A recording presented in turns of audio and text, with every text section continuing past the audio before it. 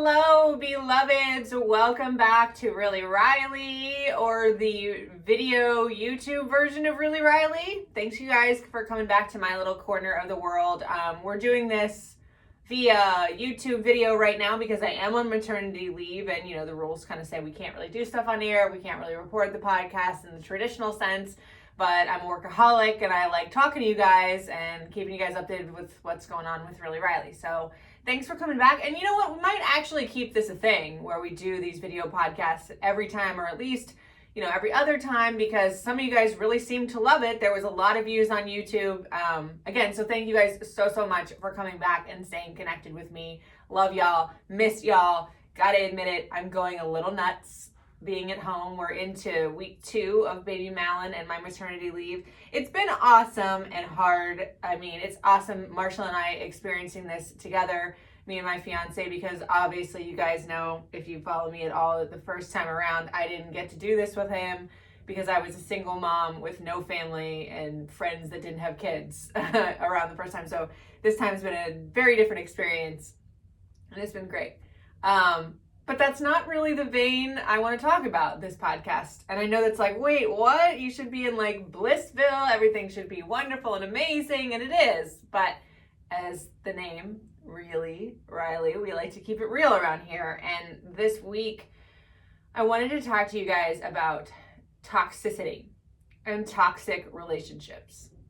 Because as I just said, it seemingly feels like I should just be on Bliss Mountain and everybody around Marshall and I should be just happy and willing to help and everything should be just Skittles and unicorns, right? No. So, in order to keep things a little kosher in certain circumstances right now, I'm not going to give you specifics of like people, places, and things of what I'm referring to in terms of toxicity and toxic relationships, and how I'm going to get into right now how to handle them and all of that. Let's just put it this way. Y'all know who you are if you think I'm talking about you. Probably am. All right. So Baby Malin's been around for 2 weeks, and Marshall and I have already experienced, not even just in these 2 weeks, but throughout my pregnancy and throughout the 2 years that we've been together, and me, my whole life, basically, toxic relationships. I'm no stranger to them. I have had many toxic relationships with family, still do. So has Marshall. I've had the gamut of toxic relationships with boyfriends. Good God, I was engaged to the same person twice in the most physically and emotionally abusive relationship ever. So obviously I have a problem with cutting people out. No mas. But even friendships, it's crazy because I have reached a state in my life, a point where I have worked so hard. Marshall and I both have worked so hard to reach this pinnacle of my life. And I mean, it's not over, like the ride's not over, but like when you think about like hashtag goals in life, I feel like I've hit it in so many ways. I have this amazingly supportive, wonderful, amazing fiance. I have 2 incredibly beautiful, healthy, wonderful children. I have the career that I have pillaged and fought for 17 years of my life. I have my health. Can't wait to get back in the damn gym. Financially, we're as secure as we could possibly be right now with a brand new baby and a brand new house and a wedding. Life is so fucking sweet right now that when toxicity creeps its way in, not having it. And a lot of people would say right now, in terms of cutting people off, whether they're family or friends or people that I've known for eons, sometimes you have to. Again, I'm not going to get into the specificity of things, specifics, whatever. I'm not going to get into this person did this and that person did that and blah, blah, blah, blah, blah, blah, blah, blah, blah. Because in terms of cutting people and snipping the cord, I'm not sure with some of these people yet. But I feel like toxic relationships, in whatever vein they are a lot like being either an addict or being the definition of crazy. In terms of being an addict, it's like, you know, this thing is killing you from the inside. You know, this thing is like hurting you. You know, it's not good for you.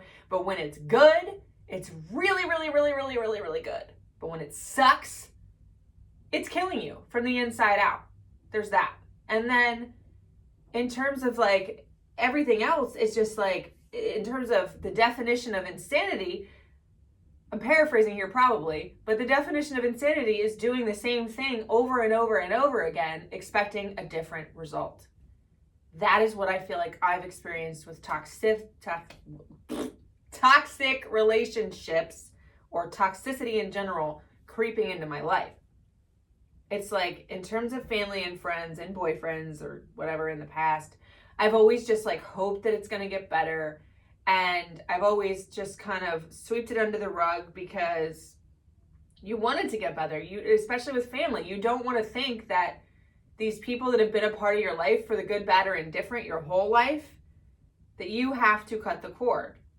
And like I said, that's where I'm like kind of toiling back and forth with certain things, because I will give it my all and die trying to keep someone dear to me around, whether they have faults or not. Because Lord knows Riley ain't perfect. God, I'm so far from it. I'm a nut job. And I know that in the past, I was an ass. And if it wasn't for the people in my life that didn't give up on me, I wouldn't be who I am today. So it's hard for me to be like, well, fuck you, you're out of my life because you're being toxic right now. But when you look at a span of your whole life or years or whatever, and they just keep doing the same thing, at what point do you give up and wish them well? I don't know that giving up is the answer for me. Sometimes it is now. Like in the past with ex-boyfriends and even some friends, it was like, okay, they're not going to change. And you're just going to pop some more gray hairs and need more Botox trying to change them. So fuck that. But it's almost like I am never one to not extend the olive branch. Like, if you're a toxic person and we can sit down, have a meeting of the minds and basically say, here's my boundaries, here's your boundaries. Can we affect change with this conversation and go forth and have things actually be different? Okay, cool. We can keep going. We can figure it out from there. But then it's like, if you have that conversation and it changes for 5 minutes, or it changes never, and then you're just like, oh yeah, we're just going to keep going this way. It's a hard pressed situation to cut off people that are near and dear to you. It's, you know, I see all these memes about it that are like, you know, if they show you your true colors, believe them. And that goes for anybody in life. Like, I think it's funny because let's say it's not a boyfriend. Let's say it's just a friend. If you weren't close to that person and they were treating you that way, let's say they're not family, you'd be like, bye, bitch. So why does family get the pass? That's my whole thing. You know, Marshall's experienced this a lot too.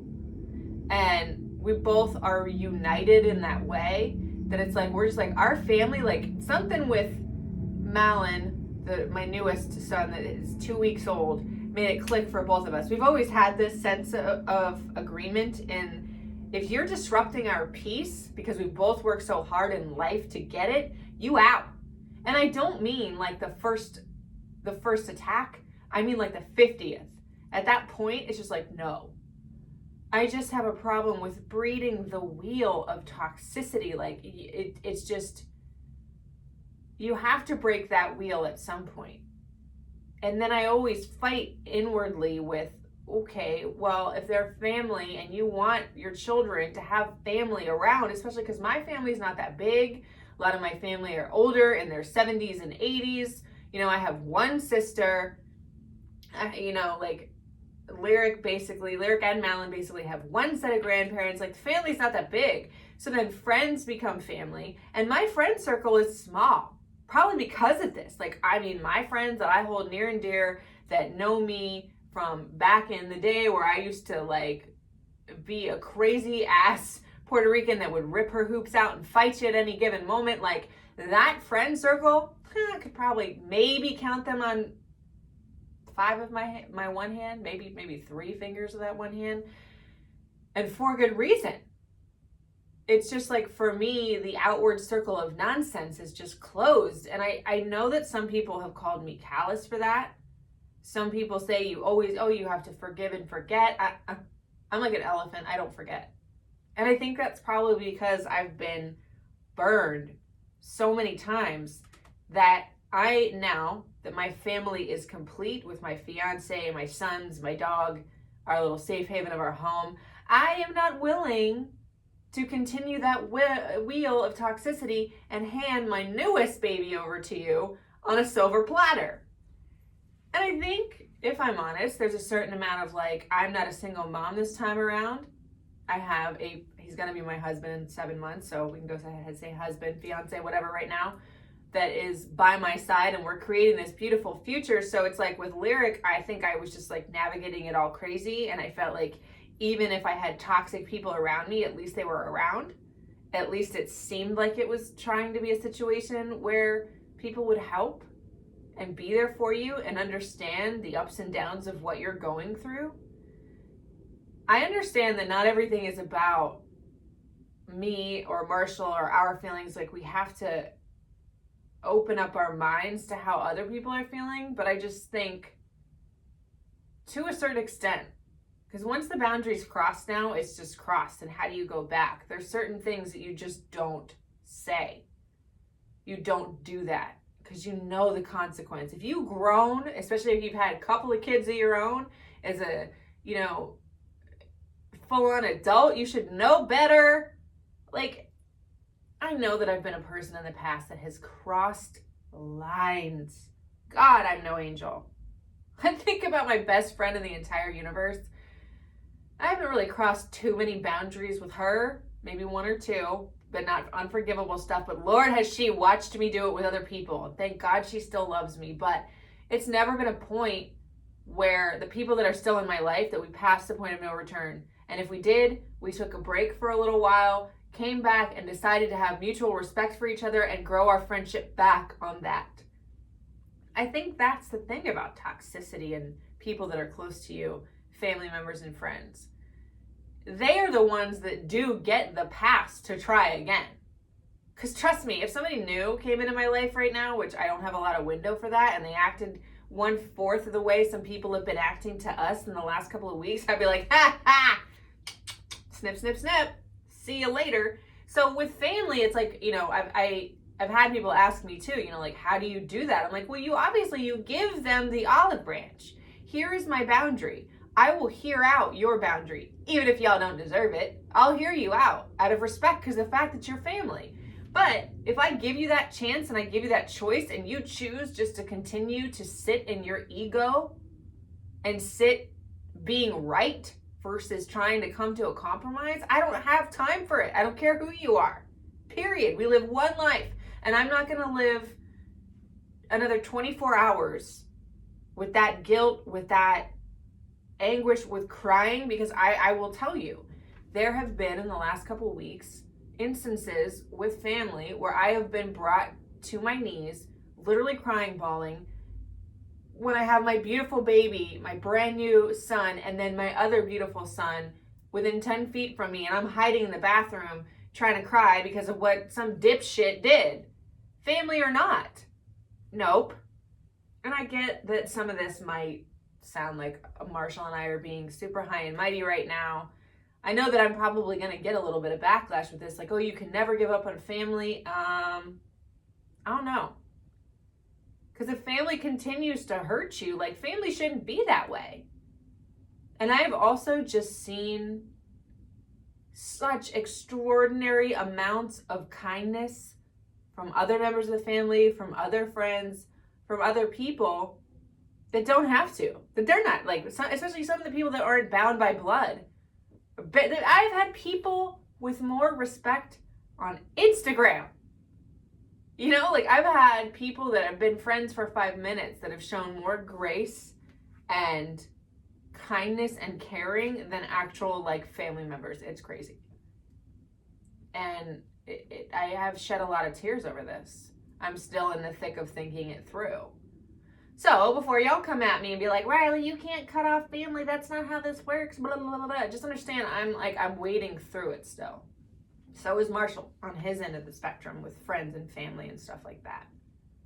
Again, y'all can make your assumptions, but if you think I'm talking about you, I probably am. And, you know, when people ask me for advice or ask me to keep it real, I always share this stuff to give like real life circumstances so people can relate. And I know I'm not the only person that has been through this.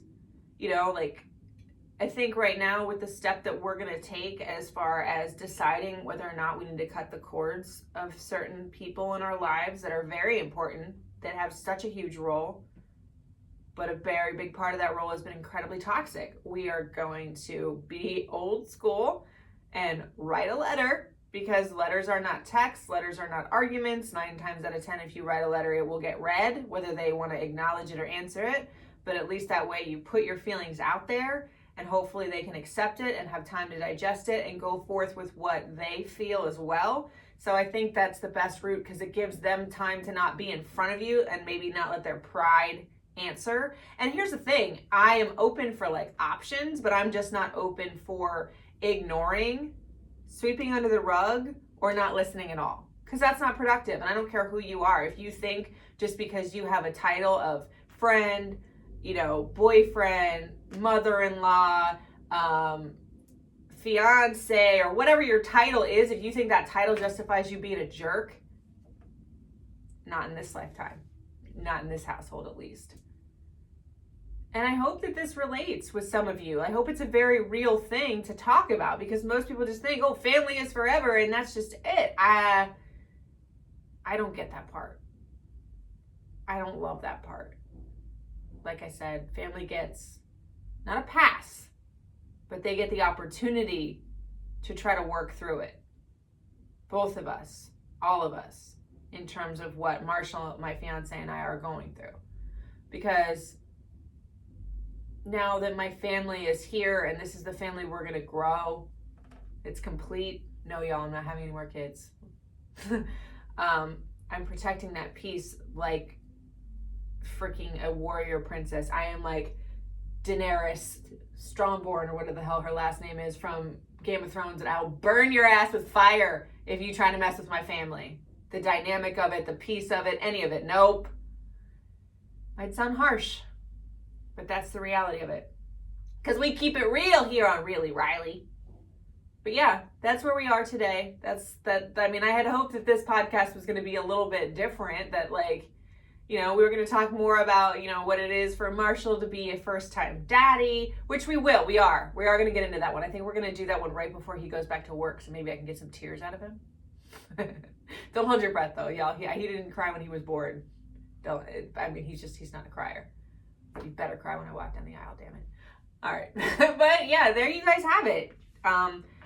Hopefully I shed some light a little bit of like what we're going through in terms of shedding toxic people. And I maybe I didn't, you know, I feel like this was more of a rant than anything else, than actual advice.